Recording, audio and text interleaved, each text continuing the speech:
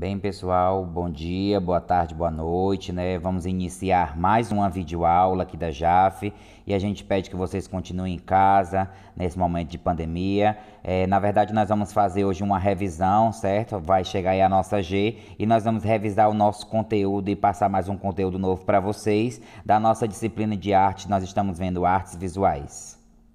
E nós estudamos, né, durante todo esse capítulo do Imagem em Poder, a imagem da pré-história, a imagem da antiguidade e também a imagem como subversão. Nós podemos aprender neste capítulo, pessoal, que com as imagens que a gente vê, né, a gente sempre escuta alguém dizer que uma imagem vale mais do que 1000 palavras. Né? Ao dizer isso, certamente se sabe da carga das informações que nós estamos dizendo, que as imagens têm um poder de informar, mesmo que não venha acompanhada de um texto. Né? Atualmente, com o desenvolvimento da tecnologia, a ampliação do acesso à internet, a gente acaba tendo recentemente, né, a utilização das redes sociais, o uso das imagens, que é bastante frequente também nos jornais, nos programas de televisão, mesmo nos sinais de trânsito, a arte consegue trazer a partir das suas imagens mensagens, né? A gente fala aí dessas maneiras de se utilizar as imagens, né? É importante considerar que ao longo da história foram criadas e desenvolvidas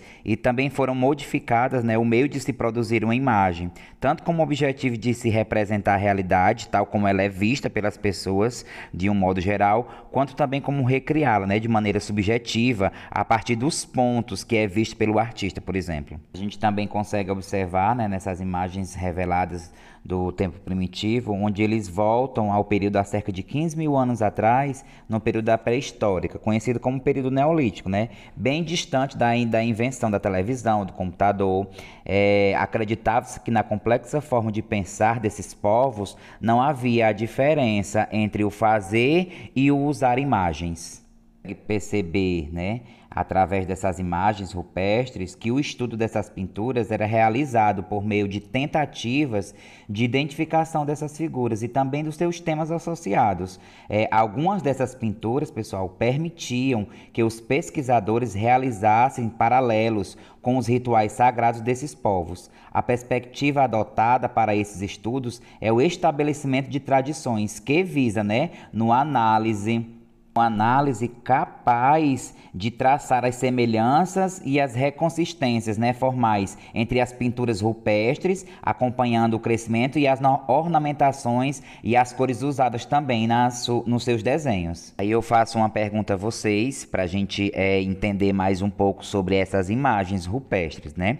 Será que o simples desejo de decorar uma caverna poderia ter motivado alguém por vias tão tortuosas, né? O que parece fazer mais sentido é a crença desses seres humanos no poder das imagens. Ao produzir essas imagens, pessoal, dos animais que desejavam caçar, e uma vez que fosse que eles entendessem que essa caça poderia ser desenhada, poderia acontecer realmente os animais sendo mortos pelos caçadores, e eles imaginavam que se esse desenho se realizasse, eles conseguiriam sim fazer essa caça e conseguir pegar os animais. Na 125 a gente começa a leitura dos primeiros artistas. É como entrar pela garganta de um animal enorme. A língua é uma calçada de metal, onde que sobre o arco e depois pende na escuridão.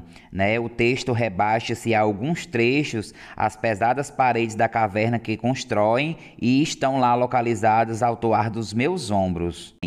Né? E ele acaba explicando o desenho. Aqui estão os leões e os rinocerontes lanudos, mamutes e bisões, um zoológico de criaturas antigas correndo e lutando sobre o absoluto silêncio. No mundo real, todos já desapareceram, mas aqui elas permanecem vivas nas sombras das gretas. Nas cavernas da pré-história a gente encontrou bruxeleante, encontramos também quimérica, auroque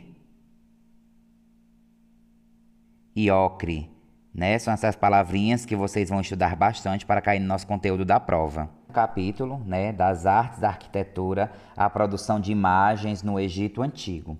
As imagens como representação de poder também remetem os períodos mais remotos da humanidade, como é o caso da civilização egípcia, né, formada à beira do rio Nilo. Mais que monumentos, representavam a ascensão da alma do faraó e eram feitas para receber o seu corpo embalsamado para que retornasse para junto aos deuses. Vocês a foto das pirâmides de Gizé, Quéops, Quefém e Miquerinos, há cerca de 2.550 anos antes de Cristo.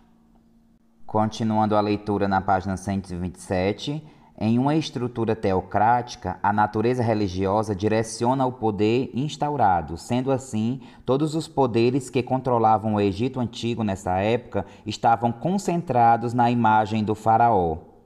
Como vocês podem observar, a foto da escultura em rocha calcária, há cerca de 2.700 a.C., é encontrada no túmulo de Gizé, no Egito. A ideia de manutenção da vida no Egito Antigo não terminava com as pirâmides e nem muito menos com as esculturas feitas a partir das características mais importantes do faraó.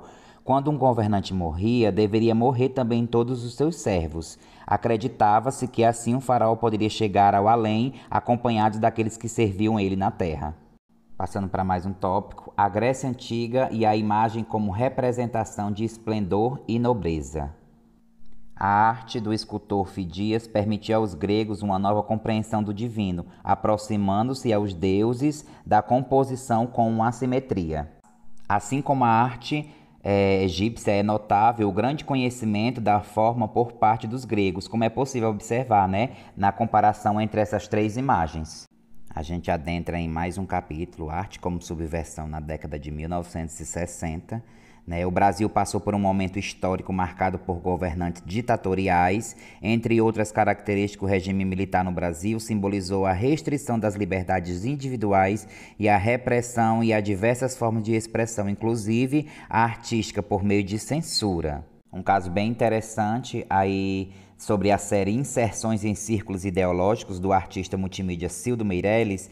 Ele resolveu criar mensagens cifradas para burlar a censura vigente na época. As embalagens dos refrigerantes eram apropriadas pelo artista por meio de impressões gráficas com a mesma técnica utilizada na fábrica. Eram feitos com um decalque com cada mensagem escrita em tinta branca, certificando posteriormente seria aderida à superfície da garrafa por meio de um processo industrial. Como vocês podem observar aí na imagem, uma foto de uma cédula de 5 cruzeiros com um carimbo, Cildo Meirelles dá inserções de círculos ideológicos. O que a gente pode perceber desse trabalho é que ele demonstrava a insatisfação do artista sobre o contexto político-social da época e também incentivava o questionamento em conjunto. Pode-se dizer que essas inserções dos círculos ideológicos do artista são também circuitos de poder, do poder da apropriação das imagens como modificação do seu significado original. E a gente encerra o nosso conteúdo de artes plásticas por aqui. A gente aguarda que vocês curtam, comentem e compartilhem os nossos vídeos no JAF Conecta, e aguardem a atividade de vocês, que em breve nós vamos postar, Pessoal, até a próxima aula. Bom dia, boa tarde, boa noite.